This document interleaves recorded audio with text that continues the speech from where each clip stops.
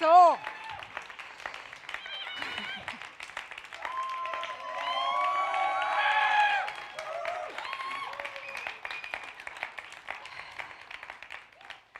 Guten Morgen miteinander. Ich dachte mir schon so, wie reitet sich Matthias aus dieser Misere hinaus, nicht neu, aber auch nicht ganz alt und dann schon 30 Jahre hier. Die einen fangen an rechnen, sie hat mit 5 Jahren, hat sie in diesem ICF Zürich, war sie schon voll dabei und dann mit 10 hat sie dieses ICF Basel gegründet. Was für ein Wunderkind. Ja, genau so war es. Weiter gebe ich euch keine Zahlen, aber sie stimmen nicht ganz. Ja, also vor vielen, vielen Jahren, nicht vor 30, aber vor vielen Jahren, da waren wir als Familie wie so oft oder wie eigentlich fast immer im Sommer in Finnland bei meiner Familie, mit meiner Familie, die ja mütterlicherseits aus Finnland stammt, in Finnland lebt.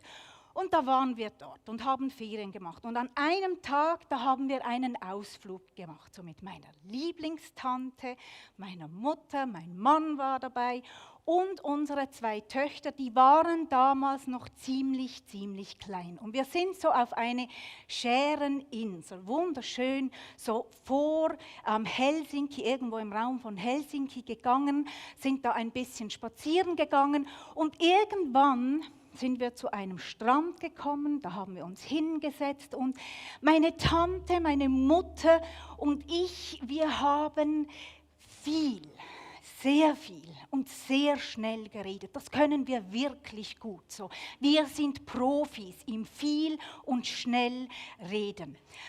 Und das haben wir natürlich alles auf Finnisch gemacht und da haben sich mein Mann und meine Kinder irgendwie ein bisschen anders beschäftigt. Und ich habe so im Augenwinkel gesehen, wie eine meiner kleinen Töchter ihr Lieblingshaargümmeli, das war ein wunderschönes Haargümmeli, so aus Plastik, das war in sich innen gedreht, in den wildesten Farben und Mustern. Jetzt mache ich mir selber weh beim Reden.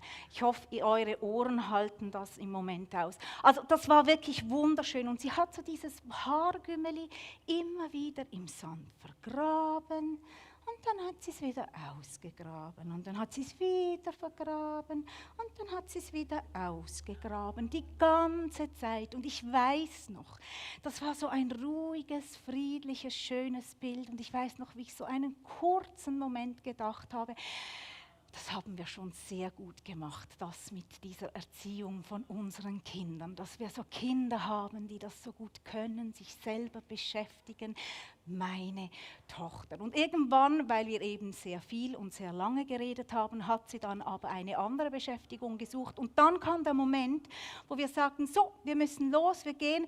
Und da hat meine Tochter gesagt, ich muss aber noch mein Haargümmeli ausgraben. Okay, liebes Kind, wo hast du dann das Haargümmeli vergraben? Da. Und das war dann so der Moment, der Kippmoment. Von da an hat sich die Stimmung von Sekunde zu Sekunde drastisch verändert. Sie hat zuerst alleine gegraben, aber ganz schnell war die ganze Familie dran am Graben. Wir haben den kompletten Strand durchwühlt und umgepflügt, aber dieses eine Haargümmeli, alles Mögliche kam hervor, aber dieses eine Haargümmeli, das haben wir nie mehr gefunden. Und es gab ein Riesengeschrei und viele Tränen und ein todunglückliches Kind, denn das war ihr absolutes, wahnsinnig, wirklich sehr, ich hoffe, ihr versteht die Tragweite, wirklich wichtiges Haargümmeli. Aber es kam nie mehr hervor. Es liegt vielleicht heute noch irgendwo in diesem Sand vergraben. Und Jesus erzählt den Jüngern auch immer wieder Geschichten. Er erzählt Gleichnisse, um den Jüngern geistliche Wahrheiten klar und verständlich zu machen. Und wir haben in den letzten Wochen mit dieser Serie Kingdom Parables haben wir so verschiedene Gleichnisse aus Matthäus miteinander angeschaut. Und heute sind wir am Schluss dieser Serie und wir schauen uns 2 Gleichnisse im Matthäus 13 an. Da steht, mit dem Himmelreich ist es wie mit einem Schatz, der in einem Acker vergraben war. Ein Mann entdeckte ihn und grub ihn wieder ein. Und in seiner Freude ging er hin, verkaufte alles, was er besaß, und kaufte den Acker. Auch ist es mit dem Himmelreich wie mit einem Kaufmann, der schöne Perlen suchte. Als er eine besonders wertvolle Perle fand, ging er hin, verkaufte alles, was er besaß, und kaufte sie. Jesus schafft es mit den kürzesten Worten, das muss man sich mal vorstellen. Das sind 2 Gleichnisse und es sind 5 Sätze. Er schafft es, uns in eine Geschichte hineinzunehmen. Und gleichzeitig gibt er uns aber auch ganz viel Raum, um uns unsere eigenen Gedanken zu machen. Und in unseren Gedanken, da kann sich wie so ein Film entwickeln, wie sich diese Geschichte wohl abgespielt hat. So wie wir vielleicht einen inneren Film hatten von meiner kleinen Tochter am Strand von Finnland. Nur bei ihr war die Geschichte ja irgendwie ein bisschen umgekehrt. Sie hat vergraben und nie mehr gefunden. Er hat nicht gesucht und gefunden. Schauen wir uns die 2 Gleichnisse einmal ein bisschen genauer an. Dieser Mann arbeitet auf einem Feld, das nicht sein eigenes war. Wahrscheinlich war er ein Taglöhner. Also er musste jeden Tag neu Arbeit finden und suchen. Und wahrscheinlich musste er auch so ein bisschen auf sein Geld achten. Kann sein. Und an diesem einen Tag hat er eine Arbeit auf einem Acker bekommen. Und beim Pflügen dieses Ackers, er macht da einfach so seine Arbeit und im besten Fall macht er diese Arbeit gut und gewissenhaft. Beim Pflügen, da bleibt er plötzlich so hängen und er denkt vielleicht noch so, ach nee, Mensch, wirklich, muss jetzt das sein? Wieder diese doofen und mühsamen Steine. Ich will doch einfach diesen Acker fertig pflügen. Und dann fängt er an zu graben, aber anstatt doofe und mühsame Steine findet er einen Schatz. Das muss dir auch einmal passieren. Also wir haben auch schon ein Loch im Garten gegraben, mein Mann und ich, vielleicht ein bisschen mehr mein Mann. Wir haben für unsere 3 Häschen, das war ein bisschen eine absurde Situation, da haben wir mit viel Schweiß und mit viel Kraft ein Loch gegraben, das hat nie mehr aufgehört. Dann haben wir das mit Gittern ausgelegt und dann haben wir alles wieder zugedeckt, dass nachher die Häschen wieder graben können, aber uns eben nicht abhauen können. Aber wir haben keinen Schatz gefunden. Aber wirklich, wir haben so abartig viele Steine gefunden und es hörte einfach nicht mehr auf. Und das waren nicht solche, das waren so doofe, mühsame Steine. Aber er hat einen Schatz gefunden. Aber das war zu dieser Zeit gar nicht so ungewöhnlich, weil es gab ja damals noch keine Banken.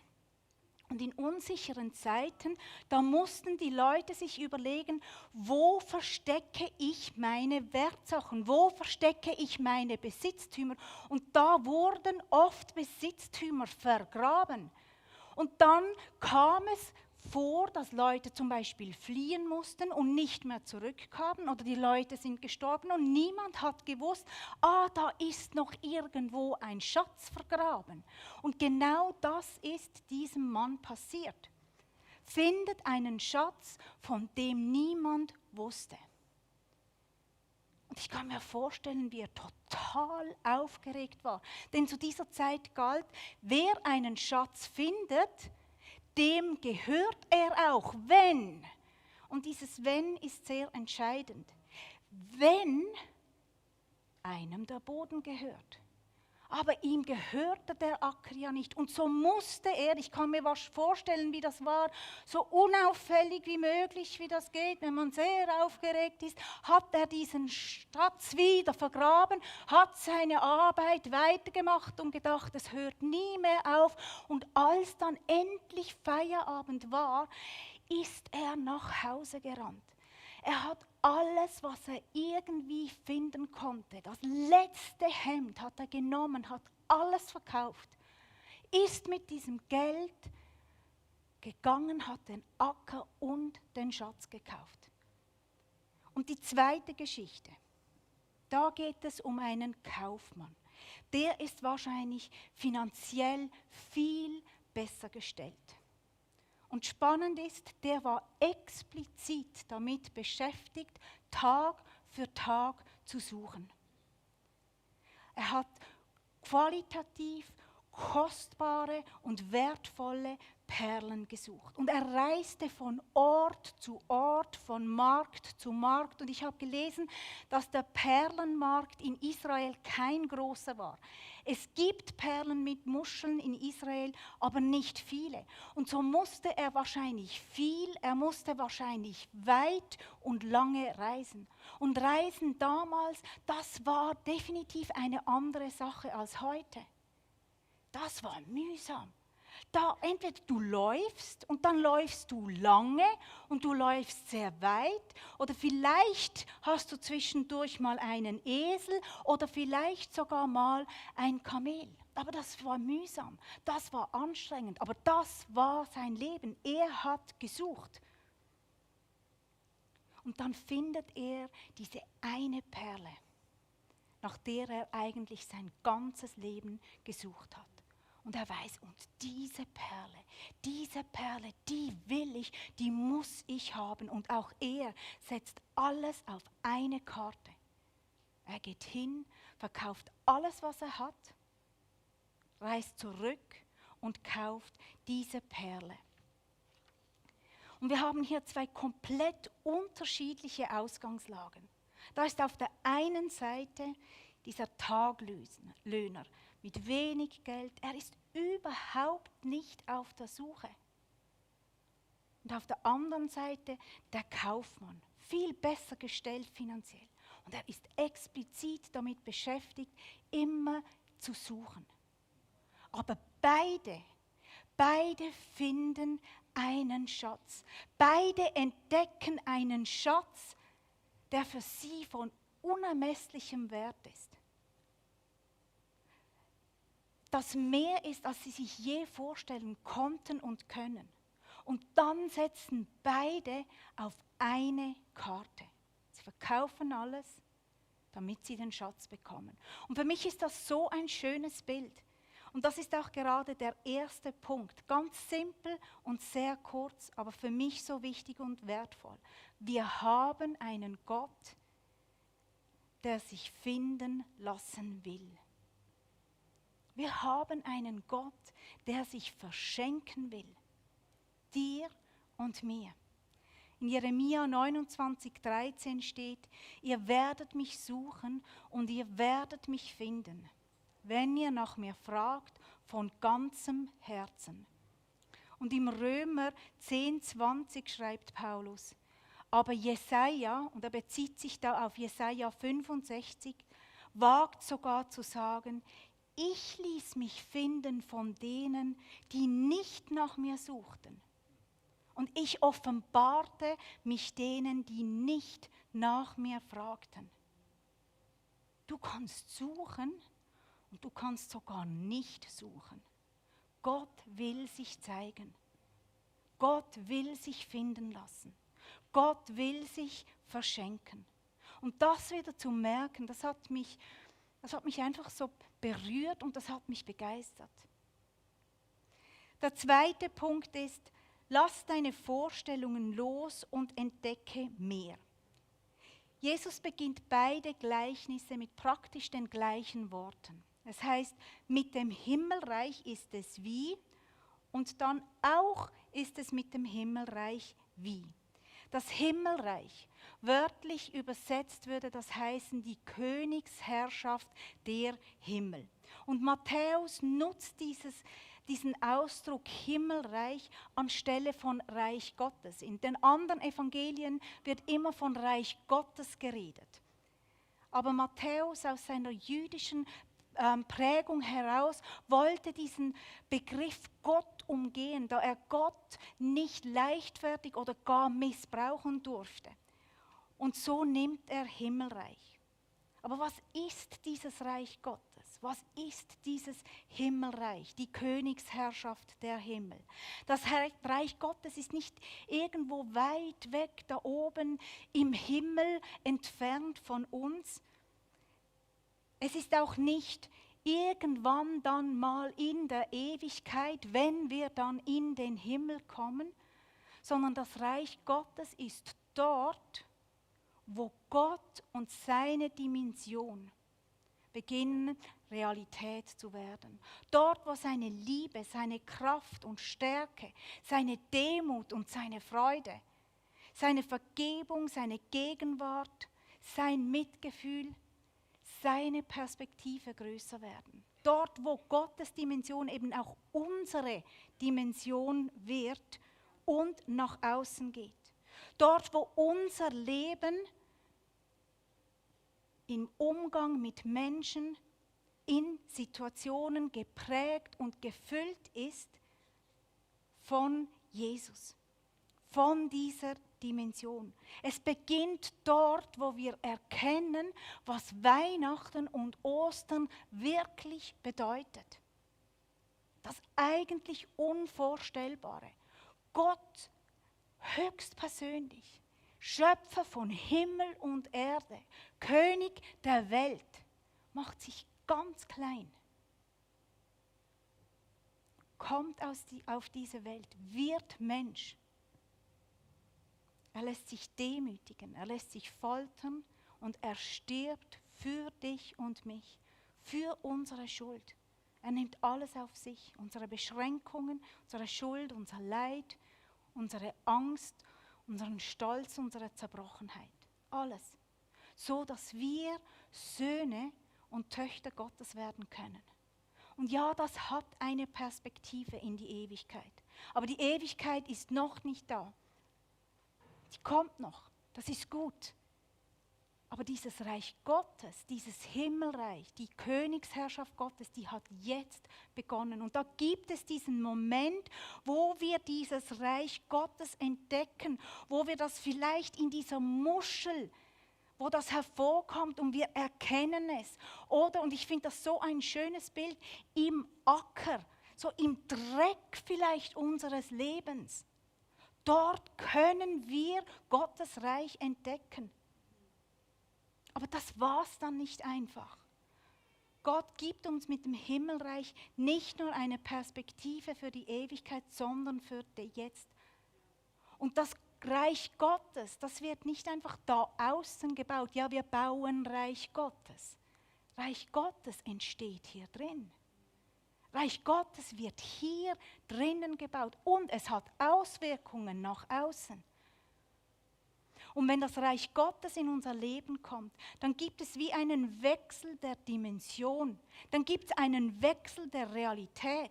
Und da kommt Gottes Dimension in unsere sehr, sehr kleine und sehr, sehr menschliche, beschränkte Dimension. Und wir bleiben weiterhin sehr, sehr kleine, sehr, sehr beschränkte menschliche Menschen. Und wir leben in einer sehr, sehr menschlichen Welt. Und das Reich Gottes ist jetzt da und doch ist es nicht vollendet, gar nicht. Und das gibt wie eine Spannung. Gott sagt es steht im 1. Korinther 5,17, gehört also jemand zu Christus, dann ist er ein neuer Mensch. Was vorher war, ist vergangen. Etwas völlig Neues hat begonnen. Es hat begonnen. Es ist noch nicht vollendet. Es ist noch nicht fertig. Es hat begonnen. Das Reich Gottes in dir und in mir hat begonnen.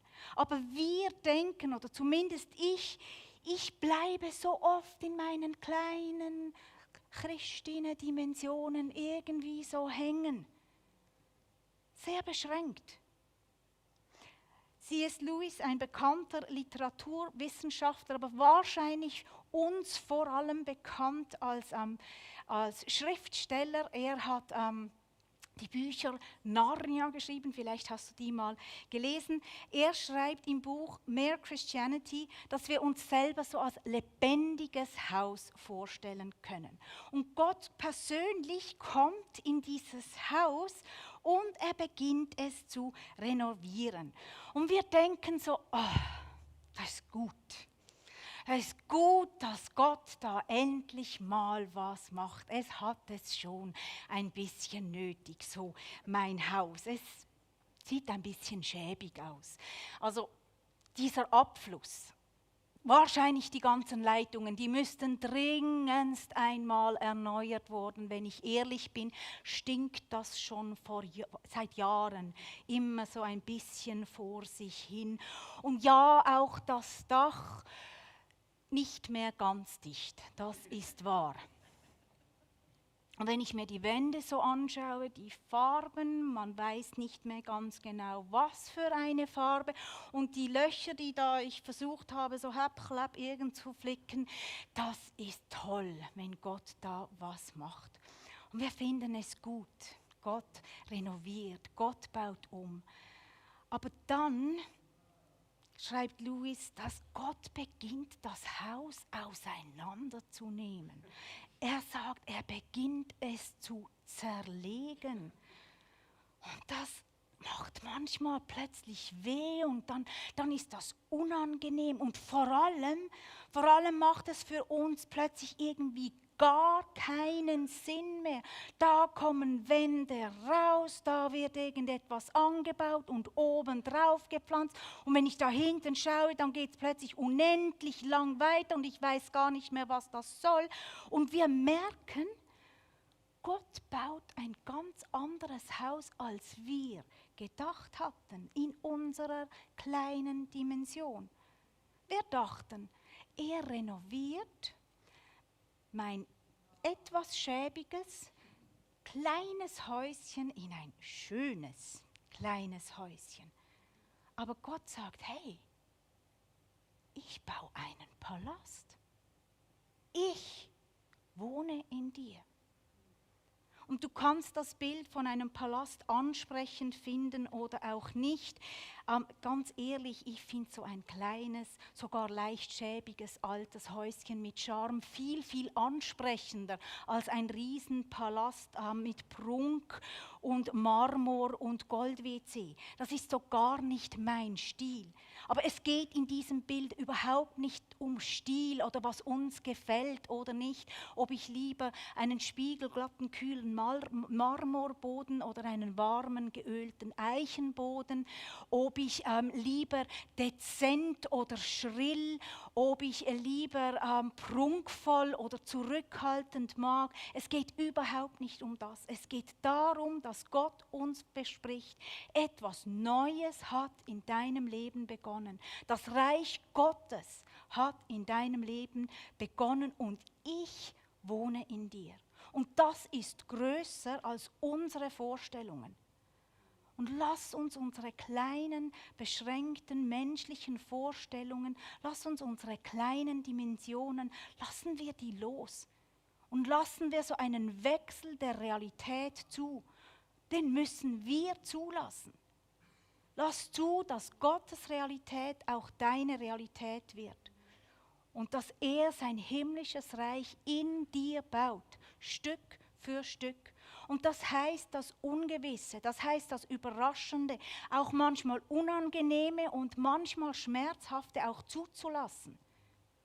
Die 2 Männer in diesen Gleichnissen, die haben genau das entdeckt. Die haben den Schatz gefunden und die haben begriffen, da habe ich was gefunden, das alles übersteigt, was ich mir vorstellen kann. Das ist mehr wert, als ich mir je vorstellen könnte. Und jetzt hat etwas Neues in meinem Leben begonnen. Das Reich Gottes ist mehr, als wir uns vorstellen können. Und der dritte Punkt ist, gib dich Gott ganz hin.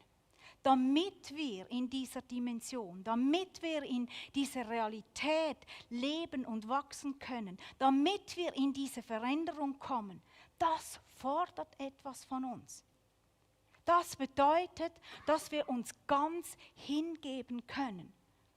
Und das ist eine radikale Entscheidung. Ich mag das Wort radikal nicht so, aber die ist radikal. Die ist grundlegend. Vater im Himmel, Jesus, Geist Gottes, da bin ich ganz. Alles von mir. Meine Vergangenheit, mein Jetzt, meine Zukunft. Mein ganzes Sein. Das, worauf ich so stolz bin in meinem Häuschen, das, was ich in eine Vitrine gestellt habe und jeden Tag abstaube, damit es alle gut anschauen können und bewundern können. Oh, wow, ist das toll. Aber auch das, was ich unten im Keller, in der hintersten Ecke, in der untersten Kiste versteckt habe, weil es immer noch so viel Scham auslöst. Weil es vielleicht schlicht und einfach hässlich ist. Aber es ist immer noch da. Oder im Schrank, gut verschlossen, so in eine Schublade gedrückt, alle unsere Ängste, die es aber schaffen, im blödsten Moment immer wieder herauszuquellen, weil die Schublade so voll ist. Oder die Erlebnisse, die Worte, die Bilder, die du erlebt hast, die du durchgegangen bist, die ich im Garten vergraben habe. Und wo ich gesagt habe, und das schaue ich nie wieder an. Das hat so weh gemacht. Oder meine Vorstellungen und meine Regeln. Ich denke, so ist das Leben, so läuft es, die ich schön eingerahmt habe und im Gang aufgehängt habe, damit ich es jeden Tag anschauen kann. Ja, und ich weiß, in der Bibel, da steht vielleicht ein bisschen etwas anderes oder vielleicht könnte Gott auch eine andere Meinung haben, aber das sind meine Vorstellungen. Da bleibe ich dabei. Oder meine Sorgen, die da im Estrich, so im Zwischenboden, die da ein Eigenleben entwickelt haben. Und immer in der Nacht fangen die da an, rumzuwuseln und sie geben keine Ruhe. Meine Vorräte in der Küche, das, was mich ernährt, das, was mich so am Leben hält, das, was mich antreibt, das, was mich zum Laufen bringt. Oder eben vielleicht nur vermeintlich ernährt und am Leben hält. Oder so meine Träume, meine Vorstellungen über die Zukunft, die da auf dem Balkon hängen und sich schön im Wind bewegen. Alles von mir, mein ganzes Sein gebe ich diesem Jesus hin, ganz. Und Jesus beschreibt das in den Gleichnissen mit, die verkaufen alles, was sie haben, damit sie den Schatz kaufen können. Und es ist ganz wichtig, Gleichnisse sind immer schlussendlich nur Bilder. Und diese Bilder, die haben irgendwo auch ihre Beschränkungen. Und man kann Gleichnisse, man kann die ganze Bibel nie einfach isoliert so stellenweise anschauen. Man muss es immer im ganzen Zusammenhang, immer mit allen Aussagen von Jesus anschauen. Jesus redet nicht davon, dass wir uns ins Reich Gottes reinkaufen können oder müssen. Jesus redet nicht davon, dass wir uns das Reich Gottes verdienen oder verdienen können oder verdienen müssen. Nein, einfach, dass das ganz klar ist. Man kann sich das Reich Gottes nicht erkaufen und nicht verdienen. Das hat Jesus gemacht. Er hat uns mit seinem Tod den Weg ins Reich Gottes erkauft und verdient sozusagen. Und seine Liebe, sein Tod, seine Gnade, das ist der Weg ins Reich Gottes. Und das ist ja das Unvorstellbare. Was für ein Gott macht das?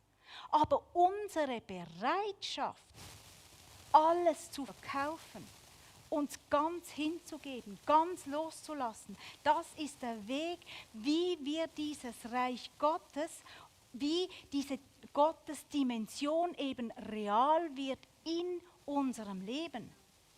Der Prediger Timothy Keller beschreibt das mit dem Bild vom Lichtschalter. Du willst Licht, dann gehst du den Lichtschalter und du drückst den Lichtschalter und da ist Licht und du denkst vielleicht noch, ja, der Obi, der kann schon wahnsinnig viel, sogar Licht machen, ein Lichtschalter. Aber es ist nicht der Lichtschalter. Die Kraft, die das Licht ermöglicht, das ist nicht der Lichtschalter, das habe inzwischen sogar ich begriffen. Das ist die Elektrizität, das ist der Strom, der da irgendwie durchfließt. Und spätestens bei einem Stromausfall merkst du das. Da kannst du diesen Lichtschalter drücken, so viel du willst, da passiert gar nichts. Obi, Lichtschalter kaputt. Der Lichtschalter kann kein Licht machen, da braucht es Strom. Aber wenn der Strom fließt und ich will Licht, dann muss ich was machen. Dann muss ich diesen Lichtschalter drücken, damit es eben auch hell wird im Wohnzimmer. Jesus hat den Preis bezahlt. Er ist der Strom. Aber mein Loslassen und mein Hingeben, mein alles Verkaufen, das ist der Weg, dass dieses Himmelreich, diese Dimension Gottes, diese Realität Gottes eben wachsen kann in meinem Leben. Und wo halten wir zurück? Wo hältst du immer noch zurück und wo bist du wie nicht bereit, diesen Lichtschalter zu drücken? Nein, das ist meine Vergangenheit, das sind meine Erlebnisse und die bin ich nicht bereit zu verkaufen.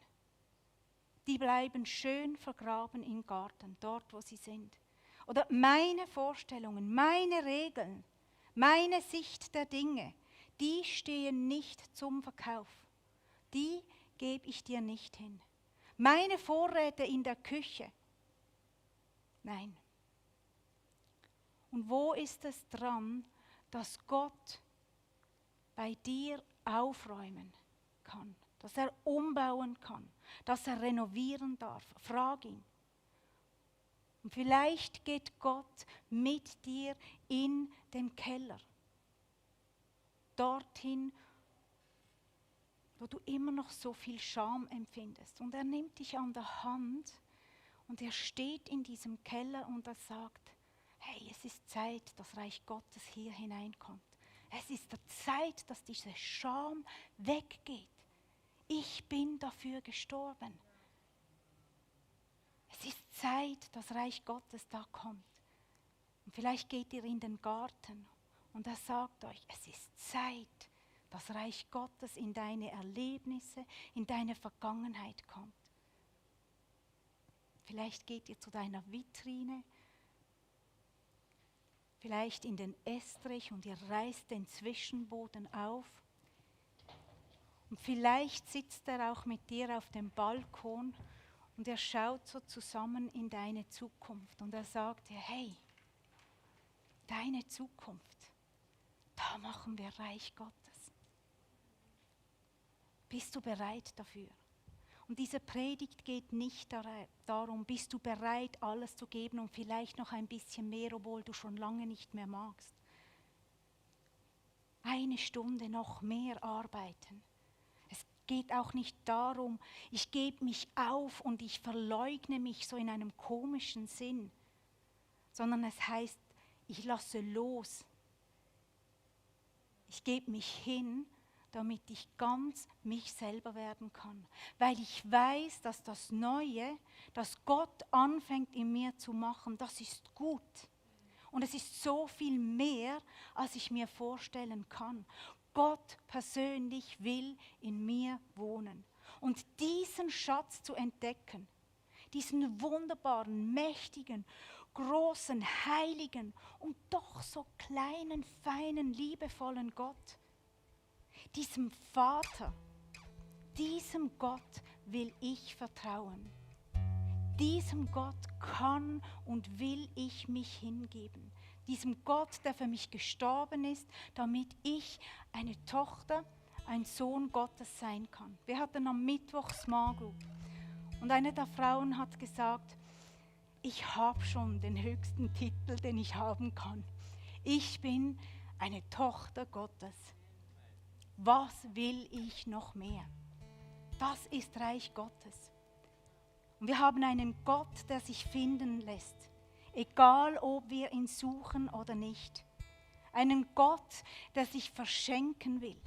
Einen Gott, der alles übersteigt, was ich mir vorstellen kann, der meine Dimension sprengt. Und das erfüllt mich zumindest mit so viel Ehrfurcht, mit so viel Dankbarkeit und mit einer riesigen Freude und Begeisterung. Und das Schöne in diesem Gleichnis oder in diesen Gleichnissen ist ja, die Männer, die gehen hin mit einer riesen Begeisterung und mit einer riesen Freude. Die müssen nicht alles verkaufen, sondern die wollen, die können gar nicht anders, weil sie diesen Gott entdeckt haben, diesen Schatz. Und ich wünsche mir für uns, dass wir immer wieder diesen Schatz entdecken, wenn wir suchen, aber auch wenn wir es einfach so erleben dürfen. Und dass wir aus lauter Freude und Begeisterung alles verkaufen können. Wir haben ihn vorher in Jeremia den Vers 13 gelesen. Ich möchte noch, was vorher und nachher steht, lesen.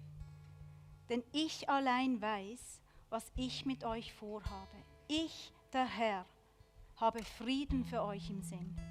Ich will euch aus dem Leid befreien. Ich gebe euch wieder Zukunft und Hoffnung. Mein Wort gilt. Wenn ihr dann zu mir ruft, wenn ihr kommt und zu mir betet, will ich euch erhören. Wenn ihr mich sucht, werdet ihr mich finden.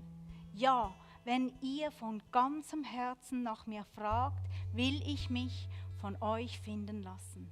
Das verspreche ich, der Herr.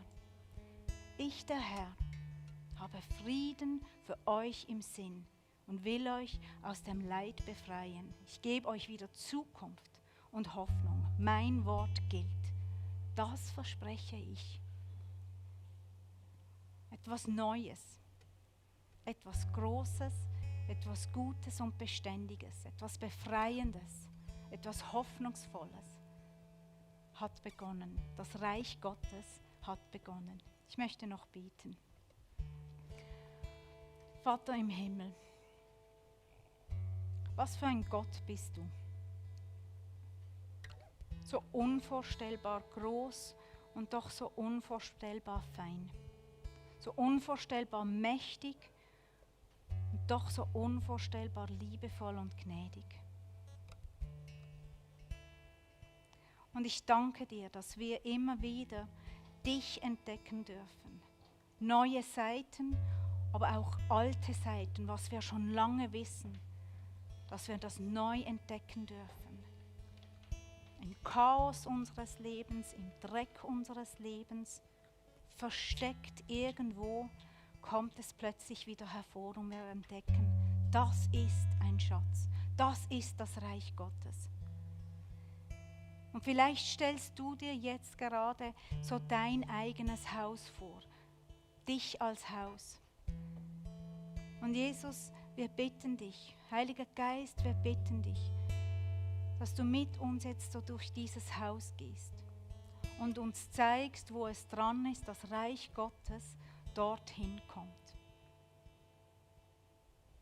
Dass wieder Hoffnung, dass Vergebung, dass Erneuerung, dass deine Wahrheit, dein Frieden, deine Gnade, deine Kraft, deine Sicht dort gebaut werden kann. Amen.